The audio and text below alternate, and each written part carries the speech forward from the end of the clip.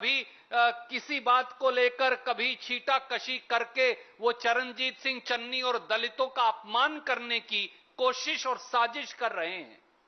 पर ये तो बता दें मोदी जी, दलितों के नाम पर वोट तो मांगते हैं, पर क्या आपने हिंदुस्तान में किसी दलित को मुख्यमंत्री बनाया भाजपा शासित प्रदेश का?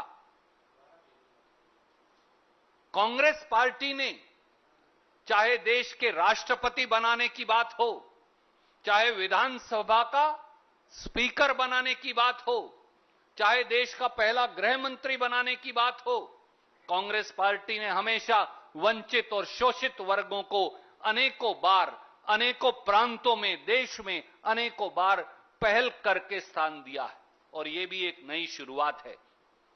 इसलिए आज भारतीय राष्ट्रीय कांग्रेस के मंच से मैं ये भी कहना चाहूंगा कि वो सारे साथी, वो सारे राजनीतिक दल, वो अकाली दल बादल हो, वो आम आदमी पार्टी हो, वो भारतीय जनता पार्टी हो, जिनके पेट में दर्द हो रहा है क्योंकि एक गरीब का बेटा मेहनत और मजदूरी कर रोटी कमाने से लेकर पंजाब के मुख्यमंत्री बनने का सफर तय करने वाले गरीब का एक बेटा अगर आज एक शिरोमणि स्थान पर है, भारतीय राष्ट्रीय कांग्रेस का मुख्यमंत्री है, तो आपको दर्द नहीं होना चाहिए, आपको गरीब का हमदर्द बन उसका स्वागत करना चाहिए। यही इस देश के प्रजातंत्र की खूबसूरती है। और पंजाब के मुख्यमंत्री और दोनों मुख्यमंत्रियों को, पंजाब के बहादुर विधायकों को मैं मुबारकबाद भी दूंगा, क्योंकि मुख्यमंत्री बनते ही पहला निर्णय जो हमारे मुख्यमंत्री और कांग्रेस की सरकार ने किया है वो है किसान, दलित और पिछड़ों के पानी, सीवरेज और बिजली के बिलों की माफी का। गांव हो या शहर, 200 यूनिट तक पंजाब में कैप्टन अमरिंदर सिंह जी की अगुवाई में हमने बिजली का बिल माफ कर रखा है। परंतु सीवरेज और पानी का बिल 150-200 गज के प्लॉट्स वाले हमारे गरीब, साधारण आम जनमानस, दलित, पिछड़ों को अभी भी बहुत भारी पड़ता था। आज कांग्रेस की सरकार ने वो माफ कर दिया। गांव के अंदर भी जो पानी के बिल हमारे गरीब साथियों को 150 से 200 रुपया प्रति माह के आते थे, वो भी हमारे गरीब साथी ने बनते ही माफ कर दिए। मंत्रिमंडल की बैठक अभी चलेगी और कई ऐतिहासिक निर्णय होंगे, पर यह एक आईना है कि हमारी प्राथमिकता क्या है। आप किसी भी जाति से हो, कांग्रेस पार्टी की सरकार, अगर आप साधन में कहीं कमी है परिवार को, तो हम आपके परिवार का हिस्सा बनकर सोनिया गांधी जी, राहुल गांधी जी, चरणजीत सिंह चन्नी जी, कांग्रेस की सरकार आपके साथ खड़ी होगी। यह हमारा स्पष्ट संदेश है। और इस मौके पर मैं हमारे पूर्व मुख्यमंत्री कैप्टन अमरिंदर सिंह जी, जो हमारे बुजुर्ग हैं, अगर उनकी चर्चा ना करूं तो मेरी बात संपूर्ण नहीं हो पाएगी। कैप्टन अमरिंदर सिंह जी की अगुवाई में कांग्रेस पार्टी ने बेहतरीन काम किया और मुझे यह विश्वास है, कभी कभी परिवार में छोटे मोटे मतभेद हो जाते हैं, पर मुझे यह विश्वास है कि वो अपनी परिपक्वता का परिचय देंगे और उनका आशीर्वाद जो उन्होंने चरणजीत चन्नी को कल दिया है, उनका आशीर्वाद कांग्रेस की सरकार पर और समर्थन इसी प्रकार से बना रहेगा। मैंने अभी श्री हरीश रावत जी से बात की है चंद मिनटों पहले ही, और उन्होंने मुझे बताया कि कई दोस्त जाने अनजाने में उनके बयान को सही नजरिए से नहीं देख पाए। उन्होंने साफ तौर से यह कहा था, और मैं फिर दोहराता हूं, हमारे मुख्यमंत्री सरदार चरणजीत सिंह चन्नी हैं, हमारे प्रदेश कांग्रेस के अध्यक्ष सरदार नवजोत सिंह सिद्धू हैं, संगठन के प्रमुख और मुखिया सरदार नवजोत सिंह सिद्धू हैं, कांग्रेस की सरकार के मुखिया और चेहरे सरदार चरणजीत सिंह चन्नी हैं। और ये दोनों हमारे मित्र कांग्रेस के सब नेताओं के साथ मिलकर, आखिरी पंक्ति में खड़े हर कार्यकर्ता के साथ मिलकर पंजाब का चुनाव मिलकर लड़ेंगे। यही वास्तविकता और सत्य है मेरे मित्र।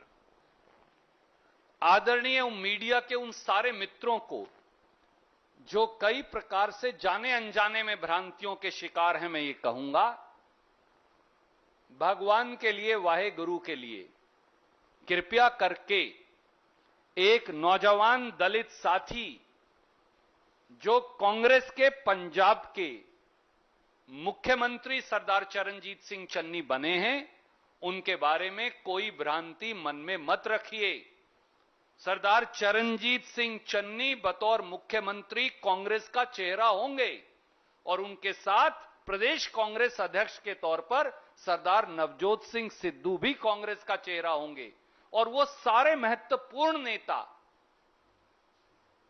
जो बहुत काबिल हैं, जो गुणी हैं, सक्षम हैं, वो उनके साथ कंधे से कंधा मिलाकर कांग्रेस को जिताने का काम करेंगे। घबराई हुई भाजपा, बसपा, अकाली दल और आम आदमी पार्टी, झूठ बोलना। सुश्री मायावती जी का हम सम्मान करते हैं, वो बुजुर्ग हैं हमारी, तो सुश्री मायावती जी को मैं विनम्रता से हाथ जोड़कर कहूंगा, वो भी घोषणा कर दें कि अकाली दल बादल और बसपा का मुख्यमंत्री दलित होगा। चुनौती है, करिए।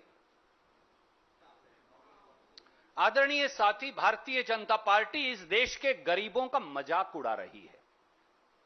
वो अमित मालवीय हो, वो भाजपा के दूसरे नेता हो, उनको शर्म आनी चाहिए। चुल्लू भर पानी में डूबकर मर जाना चाहिए।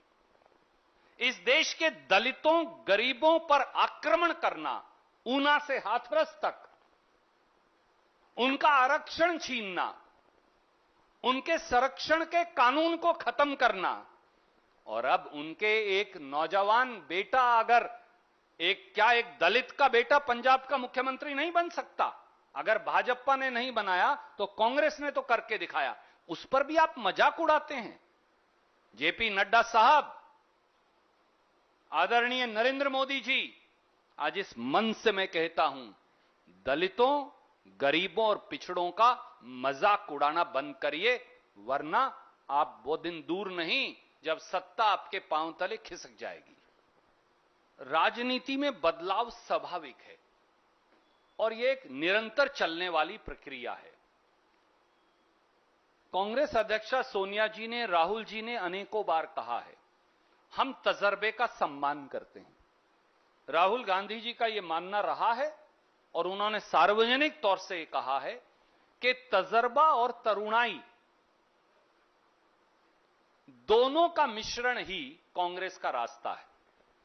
महात्मा गांधी जी के समय में सरदार पटेल और पंडित नेहरू थे, सुभाष चंद्र बोस थे, डॉक्टर राजेंद्र प्रसाद थे, और उसके बाद आप देखते आइए, कांग्रेस ने कभी अपने बुजुर्गों को या उन लोगों को जिन्होंने, जैसे मोदी जी को बनाया किसने, मुरली मनोहर जोशी जी और एडवाणी साहब ने, कोप भवन में जबरन नहीं भेजा।